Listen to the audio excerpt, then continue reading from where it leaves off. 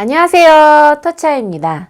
전 요즘 다소 머리가 좀 아픈 시간들을 보내고 있는데요. 머리가 왜 아프냐면요, 그러니까 생각을 많이 해야 되는 작업을 하고 있습니다. 우리 아이들이 발달이 좀 늦고 자폐 성향이 있는 것들이 이 부분이 어떻게 좋아지는지 그 흐름을 지금 만들고 있어요. 부모님들이 우리 아이를 보고 우리 아이가 지금 어느 정도로 좋아지고 있는지, 좋아지는 선상에 어느쯤 위치에 와 있는지 이런 것들을 읽고, 그럼 내 아이가 이 위치에서는 어떤 것들을 하면 좋을지 그거를 좀 잘 아실 수 있게 자료를 좀 만들고 있어요. 물론 매 순간마다 필요한 거는 정해져 있어요. 큰 핵심은 두 가지죠. 몸을 의미 있게 많이 쓰고 소통해야 되고, 그래서 사람들과 같이 몸을 움직여야 되고 같이 소통하면서 놀이를 하는 그런 맥락은 공통적이나, 아이들의 자폐 성향, 어떤 성향을 갖고 있느냐에 따라서 이 아이한테 조금 더 효과적일 수 있는 몸놀이, 조금 더 도움이 될 수 있는 신체 접촉이나 활동들을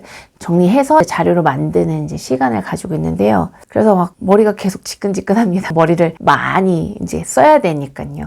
어떨 때는 좀 하기 싫기도 하고, 어떨 때는 자꾸 미루게 되는 그런 제 모습을 보는데요. 그 모습을 보면서 사실 우리 아이들도 좀 그렇지 않을까요? 자기가 혼자 놀다가 사람들하고 같이 놀고 장난감 갖고 놀다가 이런 거 없이 몸으로 노는 것들이 좀 낯설 수 있고, 또 생각을 더 많이 해야 되니까 좀 더 힘들 수 있죠. 그래서 그게 진짜 싫은 건 아니지만은 조금 안 하려고 거부하고 떼쓰게 될 수는 있어요. 그치만 생각을 하는 과정 중요합니다. 몸을 쓰면서 머리를 쓰는 과정 무엇보다 의미 있고 우리 아이들한테 필요한 거예요. 그래서 제가 지금 아이들과 부모님들을 위해서 머리 쓰면서 힘든 이 작업을 하고 있듯이, 우리 아이들도 조금씩 더 의미 있고 사람들하고 소통하면서 몸을 쓰는 거 조금 힘들고 불편하더라도 자꾸 하다 보면요, 아이도 성장하고 또 아이와 함께 영향을 주고받는 주변 사람들의 상호작용이 굉장히 질적으로 달라져 있을 거예요. 우리 아이들이 생각 많이 할 수 있게 몸 많이 쓰고 스킨십, 몸놀이, 안아주기 적극적으로 하셨으면 좋겠고요.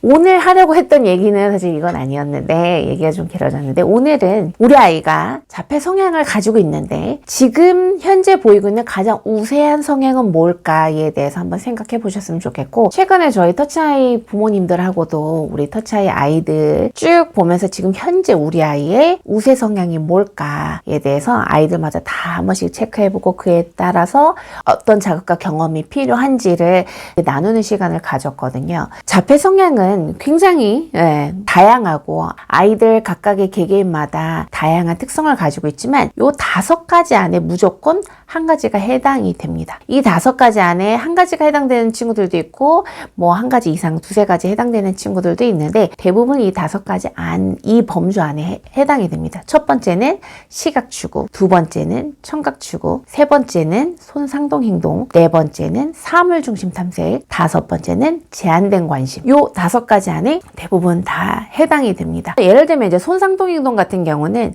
시각추구가 있어서 손상동행동이 나오는 경우가 있고, 청각추구가 있어서 손상동행동이 나오는 경우도 있고, 관심사가 제한되고 사회성이 이제 늦어지면서 혼자 놀이로 손상동행동처럼 보이는 행동을 하는 경우도 있고 그렇거든요. 우리가 요 성향을 조금 보다 보면은요, 아이의 행동이 어떤 성향에 의해서 그런 이제 행동이 나오는 건지 알 수가 있어서, 지금 우리 아이에게 보이는 우세한 성향은 5가지 중에 어떤 것인가 한번 생각해보는 시간을 가셨으면 좋겠어요. 첫 번째, 시각추구. 뭐 눈을 흘기거나 이렇게 시선이 좀 산만한다든지, 숫자 글자 반짝거리는 거, 돌아가는 거를 계속 추구해서 본다든지 하는 그런 경우는 시각추구가 있다고 볼 수 있죠. 시각추구와 관련돼서는 저희 터치아이에서 굉장히 자세하게 많이 다뤘습니다. 이전 영상 한번 찾아보셔도 도움이 되실 거고, 정면을 이렇게 쳐다보면서도 시각추구하는 경우가 있어요. 예전에 큰 TV 앞에서 이렇게 TV를 계속 봤었던 친구는 그 정면을 이렇게 보면서 그 이전에 봤던 영상들 잔상이 막 떠오르는 거죠. 그래서 이렇게 멍하게 있는 것들이 그냥 멍하게 있는 게 아니라, 이전에 봤던 것들을 연상해서 이 안에서 그런 시각적 이미지, 영상들이 계속 떠올라지고 있는 거예요. 그것도 이제 시각추구라고 볼 수 있고, 많죠. 유리창에 비치는 거 보는 거. 예전에 이렇게 스텐 수저를 이렇게 들고 거기 비치는 모습으로 시각추구 하는 친구들도 좀 봤었고, 물론 시각추구 이런 모습이 있다고 다 시각추구라고 보지는 않아요. 이런 행동이 있다고 해서 무조건 다 시각추구라고 볼 필요는 없지만, 지금 현재 우리 아이가 보이는 모습 중에 어떤 자극을 불균형하게 추구하는지 볼 필요가 있는 거죠. 시각 위주로 짧고 단조롭고 평면적인 거를 추구하는 모습들이 보이면은 시각 추구 성향이 우세하다고 볼 수 있고, 청각 추구는 당연히 소리에 의한 거. 아이가 노랫소리를 계속 들으려고 한다던가 그 소리를 계속 상황에 맞지 않게 계속 중얼중얼 소리를 낸다든지 아니면 뭐 두드리거나 해서 그 소리를 만들려는 행동들을 한다든지, 이렇게 소리 중심으로 불균형하게 그 소리만을 추구하는 경우는 이제 청각 추구겠죠. 그 다음에 세 번째로는 손상동 행동이죠. 손을 반복적으로 꼬거나 흔들거나 털거나 두드리거나 손을 좀 제한적으로 쓰는 거. 뭐 손에 물건을 자꾸 쥐고 있고 뭐 요렇게도 쥐고 있고, 어떤 친구는 여기에다가도 뭔가 먼지 같은 걸 요렇게 이제 껴놓고 요렇게 다니는 친구들도 있었어요. 손을 제한적으로 반복적으로 쓰는 거를 손상동 행동이라고 볼 수 있고, 네 번째는 사물 중심 탐색. 사람에 대한 관심보다는 이 공간에 어떤 물건이 있고 자기가 좋아하는 장난감이 있으면 그거 위주로만 보고, 자동차를 좋아하면 어딜 가나 자동차 중심으로만 보고, 어떤 친구들은 뭐 동물 피규어 같은 거 이제 좋아하는 친구들은 계속 피규어하고만 놀고 피규어한테만 관심 갖고 사람들한테 관심은 적고, 자기가 익숙한 친숙한 사물 중심으로 탐색하는 경우도 역시나 자폐 성향의 하나라고 볼 수 있고, 그다음 다섯 번째는 제한된 관심인 거죠. 낯설고 새로운 환경에 적응도 조금 어렵고, 새로운 사람하고 관계 형성도 굉장히 시간이 오래 걸리고, 관심사가 제한되어 있기 때문에 자기가 관심 갖는 그 영역에서만 뭔가 보고 듣고 반응하는 이제 모습들이 보이는 거죠. 어떤 친구는 이제 뭐 라이온킹 영화를 많이 봤어요. 그 사자가 계속 떠오르잖아요. 그러면 어딜 가나 자꾸